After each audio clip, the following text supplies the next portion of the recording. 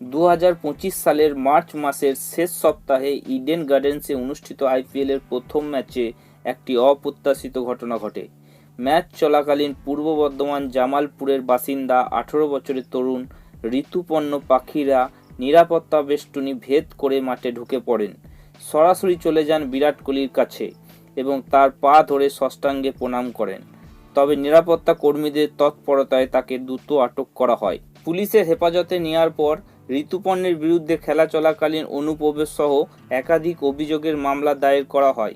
পরবর্তীতে তাকে আদালতে হাজির করা হলে বিচারক কৌস্তভ মুখোপাধ্যায় তাকে জামিন মঞ্জুর করেন।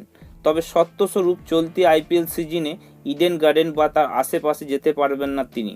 জামিন পাওয়ার পর ঋতুপর্ণ পাখিরা বলেন, আমার ওনাকে প্রণাম করার ইচ্ছা ছিল, যা আমি করেছি।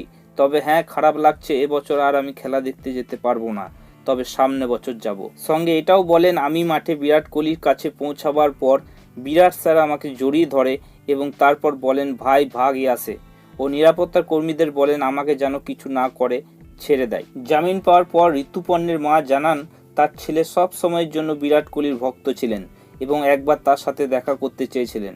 তবে এই ধরনের পদক্ষেপের পরিণতি সম্পর্কে তিনি অবগত ছিলেন না।